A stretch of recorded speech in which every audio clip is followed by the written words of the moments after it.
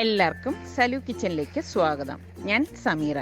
ഇന്ന് ഞാൻ വളരെ പെട്ടെന്ന് തന്നെ നമുക്ക് തയ്യാറാക്കിയെടുക്കാൻ പറ്റുന്ന ബ്രേക്ക്ഫാസ്റ്റ് ഐറ്റവും അതുപോലെ തന്നെ കുട്ടികൾക്കൊക്കെ ഇഷ്ടപ്പെടുന്ന ഒരു ലഞ്ചുമാണ് തയ്യാറാക്കാൻ പോകുന്നത്. അപ്പോൾ അതെങ്ങനെയാണ് തയ്യാറാക്കുന്നതെന്ന് നമുക്ക് നോക്കാം.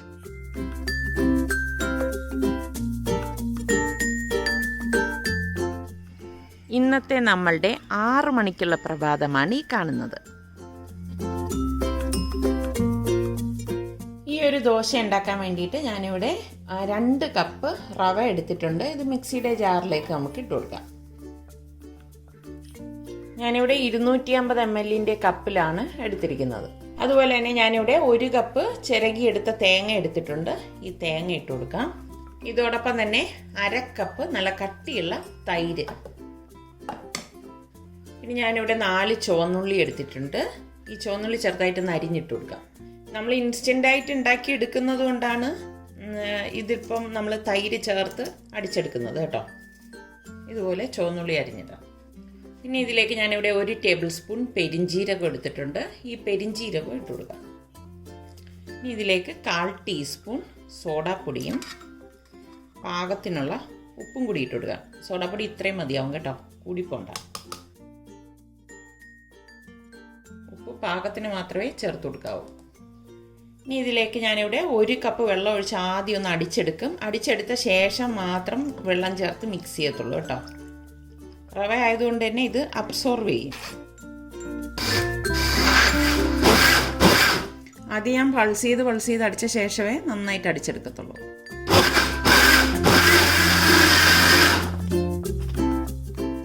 ഇത്രയും മതിയാവും. ഇതിന് നമുക്കൊരു ബൗളിലേക്ക് ഒഴിച്ചു കൊടുക്കാം.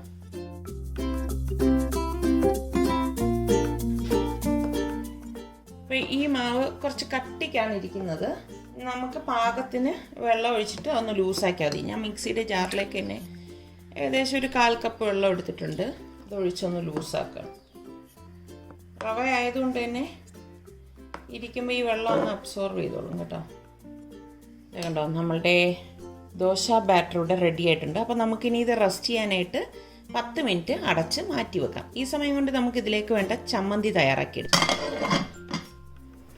ഈ ചമ്മന്തി ഉണ്ടാക്കാൻ വേണ്ടി ഞാനിവിടെ ഒരു ഇരുമ്പ് ചട്ടിയിലേക്ക് 2 ടേബിൾ സ്പൂൺ എണ്ണ ഒഴിച്ചു കൊടുക്കുകയാണ്. ഇനി ഇതിലേക്ക് ഞാനിവിടെ 1 സവാളയും 2 പച്ചമുളകും എടുത്തിട്ടുണ്ട്. സവാള ഇതുപോലെ അരിഞ്ഞാണ് എടുത്തിരിക്കുന്നത്. തീരെ സ്ലൈസ് ആക്കണം എന്നൊന്നുമില്ല.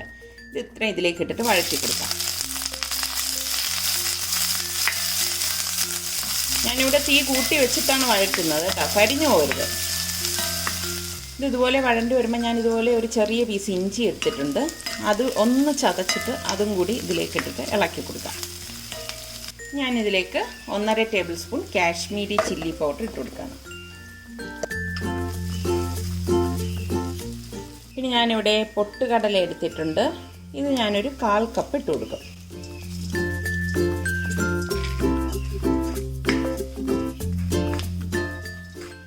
ഇനി ഞാനിവിടെ ഒരു തേങ്ങ ചിരകി എടുത്തിട്ടുണ്ട്. ഈ തേങ്ങയും കൂടി ഇട്ടിട്ട് ഒന്ന് ഇളക്കിയിട്ട് ഗ്യാസ് ഓഫ് ചെയ്തിട്ട് ഇതൊന്ന് അരച്ചെടുക്കുക. തേങ്ങ ചേർത്ത് കഴിഞ്ഞാൽ ഒരുപാട് ഇത് ചൂടാവുണ്ട് കേട്ടോ, അതായത് മൂത്തുകൊണ്ട്. ഇത്രയും മതിയാകും. ഞാൻ ഗ്യാസ് ഓഫ് ചെയ്ത് കൊടുക്കുകയാണ്. പാകത്തിനുള്ള ഉപ്പും കൂടി ഇട്ടിട്ട് ഒന്നുകൂടി ഒന്ന് ഇളക്കിയെടുക്കാം. എന്നിട്ടാണ് നമ്മളിത് അരച്ചെടുക്കുന്നത്. ഇത്രയും മതിയാവും. ഇനി ഒന്ന് തണുക്കുമ്പോൾ നമുക്ക് അരച്ചെടുക്കാം. ഇതിവിടെ തണുത്തിട്ടുണ്ട്. അപ്പോൾ നമുക്കിത് മിക്സിയുടെ ജാറിലേക്ക് ഇട്ടിട്ട് ഇനി ഇത് നമുക്കൊന്ന് അരച്ചെടുക്കാം. ഞാനിതും പൾസ് ചെയ്ത് അടിച്ചെടുത്തിട്ടേ കറക്കിയെടുക്കുള്ളൂ.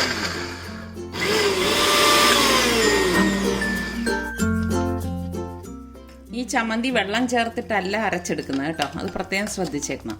അപ്പോൾ ഇടയ്ക്കിടയ്ക്ക് അടപ്പ് തുറന്ന് ഇതുപോലെ ഒന്ന് മിക്സ് ചെയ്ത് കൊടുക്കണം.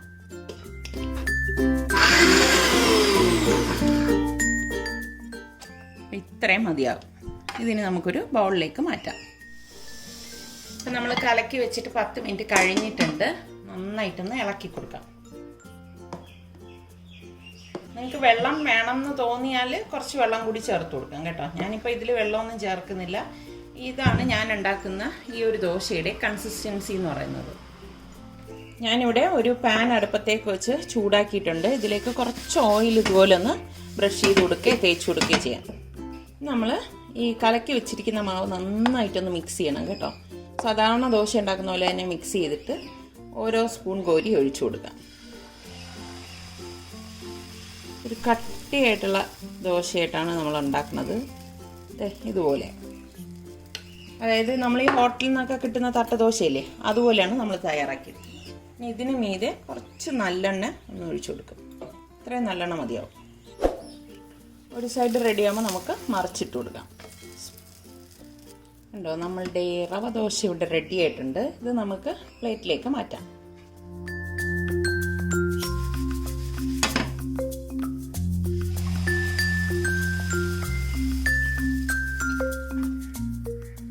വളരെ പെട്ടെന്ന് തന്നെ നമുക്ക് തയ്യാറാക്കി എടുക്കാൻ പറ്റുന്ന നല്ല സ്പോഞ്ച് പോലത്തെ റവ ദോശ ഇവിടെ റെഡി ആയിട്ടുണ്ട്. അപ്പോൾ അതിന് സ്പെഷ്യലായിട്ട് ഞാനിവിടെ ഒരു സ്പെഷ്യൽ ചമ്മന്തിയാണ് തയ്യാറാക്കിയിരിക്കുന്നത്. അപ്പോൾ ഇത് രണ്ടും ട്രൈ ചെയ്യാത്തവർ ഈ രീതിയിലൊന്ന് ട്രൈ ചെയ്ത് നോക്കണേ. ട്രൈ ചെയ്ത് നോക്കിയിട്ട് എനിക്ക് ഇതിൻ്റെ ഫീഡ്ബാക്ക് തരണം. പിന്നെ നമ്മളുടെ സലു കിച്ചൻ സബ്സ്ക്രൈബ് ചെയ്യാത്തവരുണ്ടെങ്കിൽ ഈസി റെസിപ്പികൾക്കായി സലു കിച്ചൻ സബ്സ്ക്രൈബ് ചെയ്യുകയും ആ ബെല്ലൈക്കൺ ഒന്ന് പ്രസ് ചെയ്യുകയും ചെയ്യണം കേട്ടോ.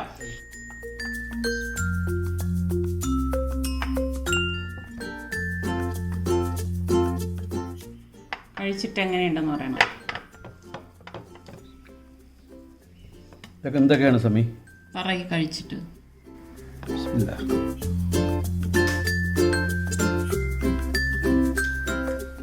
ഇന്നുണ്ടാക്കുന്ന ചമ്മന്തിയല്ല, ഒരു പ്രത്യേകതയുണ്ട്.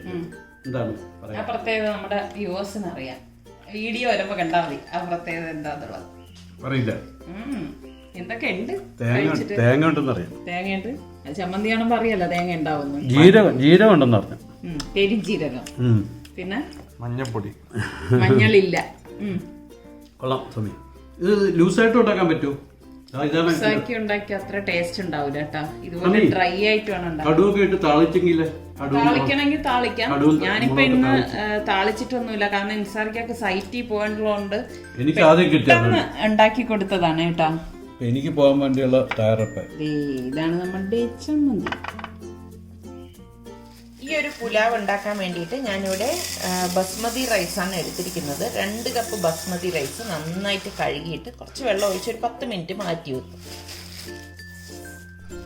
ഞാനിവിടെ കുറച്ചധികം വെള്ളം തിളപ്പിക്കാനായിട്ട് വെച്ചിട്ടുണ്ട്. അപ്പം തിള വരാറാകുമ്പോഴേക്കും നമുക്ക് ഇതിലേക്ക് പാകത്തിനുള്ള ഉപ്പിട്ട് കൊടുക്കണം. ഇനി ഇതിലേക്ക് ഞാനിവിടെ 1 കപ്പ് സോയ ചങ്ക്സ് എടുത്തിട്ടുണ്ട്. അതും കൂടി ഇട്ടിട്ട് ഒന്ന് ഇളക്കി കൊടുക്കണം. ഇതൊരു 2-3 മിനിറ്റ് ഈ തിളച്ച വെള്ളത്തിൽ കിടന്നാൽ മതിയാവും കേട്ടോ. അതിനുശേഷം ഇത് നമ്മൾ ഡ്രെയിൻ ചെയ്ത് നന്നായിട്ടൊന്ന് കഴുകിയെടുക്കുകയാണ് ചെയ്യുന്നത്.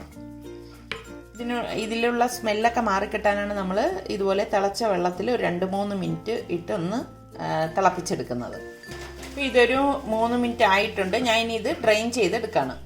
ഞാനിവിടെ ഒരു പ്രഷർ കുക്കർ അടുപ്പത്തേക്ക് വെച്ചിട്ടുണ്ട്. ഇതിലേക്ക് ഞാൻ 2 ടേബിൾ സ്പൂൺ ഓയിൽ ഒഴിച്ചു കൊടുക്കുകയാണ്. ഈ ചൂടായ എണ്ണയിലേക്ക് ഞാനിവിടെ 2 ഏലക്കായ, ഒരു 4 ഗ്രാമ്പൂ, ഇതുപോലത്തെ 2-3 പീസ് പട്ട, ഇത് ഇത്രയും കൂടി ഇട്ട് കൊടുക്കാം. ഇനി ഇതിലേക്ക് ഞാനിവിടെ 2 സവാള സ്ലൈസ് ചെയ്ത് എടുത്തിട്ടുണ്ട്. ഈ സവാളയും കൂടി ഇട്ട് വഴറ്റി കൊടുക്കാം.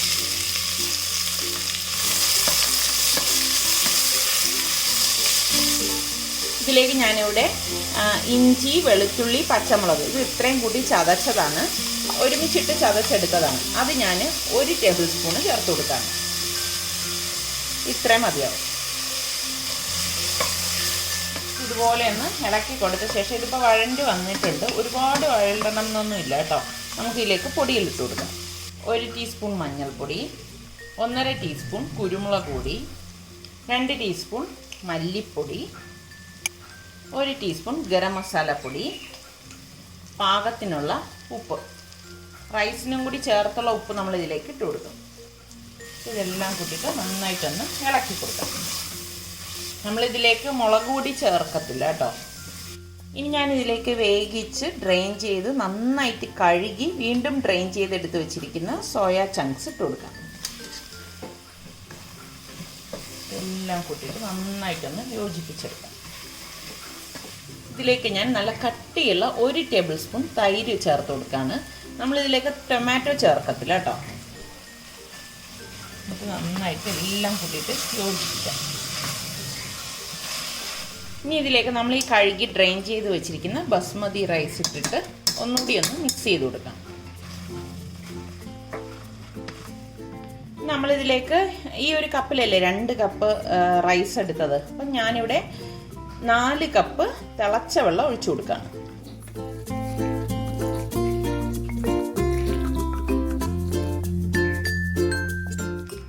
തിളച്ച വെള്ളം ഒഴിച്ച ശേഷം നന്നായിട്ടൊന്ന് ഇളക്കി കൊടുക്കണം. ഇനി ഇതിലേക്ക് ഞാൻ മുഴുവനെ ഞെട്ടോടുകൂടി നന്നായിട്ട് കഴുകിയെടുത്ത 2 പച്ചമുളകും ഒരു ഡ്രൈ ലെമൺ കൂടി ഇട്ട് കൊടുക്കണം. സമയം നമ്മൾ ഉപ്പൊക്കെ പാകത്തിനുണ്ടോ നോക്കണേ. ഇനി നമുക്കിത് കുക്കർ മൂടിയിട്ട് വെയിറ്റ് ഇട്ടിട്ട് ഒറ്റ വിസിൽ വരെ ഇത് വേവിച്ചെടുക്കാം. ഒറ്റ വിസിൽ കേട്ട് കഴിഞ്ഞ് ഇതിനുള്ളിലെ സ്റ്റീം എല്ലാം പോയ ശേഷം മാത്രമേ നമ്മൾ കുക്കർ ഓപ്പൺ ചെയ്യത്തുള്ളൂ. കുക്കറിൻ്റെ സ്റ്റീമൊക്കെ പോയിട്ടുണ്ട്. നമുക്കിനി ഇത് തുറന്നു നോക്കാം. അപ്പം ഇത് നമുക്ക് തുറന്നു നോക്കാം. നമുക്കൊരു ഫോർക്ക് കൊണ്ട് വേണം ഇതൊന്ന് ഇളക്കിയെടുക്കേണ്ടത് കേട്ടോ. ഇപ്പോൾ ഇത് ഞാൻ ചൂടോടുകൂടി തന്നെ ഒരു പ്ലേറ്റിലേക്ക് മാറ്റുവാണ്. വളരെ പെട്ടെന്ന് തന്നെ തയ്യാറാക്കി എടുക്കാൻ പറ്റുന്ന സോയ പുലാവ് ഇവിടെ റെഡി ആയിട്ടുണ്ട്. അപ്പോൾ ഈ രീതിയിൽ ട്രൈ ചെയ്ത് നോക്കാത്തവർ ട്രൈ ചെയ്ത് നോക്കിയിട്ട് എങ്ങനെയുണ്ടെന്ന് ഫീഡ്ബാക്ക് തരണേ. നമ്മളുടെ സലു കിച്ചൻ ഇനിയും സബ്സ്ക്രൈബ് ചെയ്യാത്തവരുണ്ടെങ്കിൽ ഈസി റെസിപ്പികൾക്കായി സലു കിച്ചൻ സബ്സ്ക്രൈബ് ചെയ്യാനും ഇതിൻ്റെ ലിങ്ക് നിങ്ങളുടെ ഫ്രണ്ട്സിനൊക്കെ ഷെയർ ചെയ്യാനും മറന്നു വരുത് കേട്ടോ.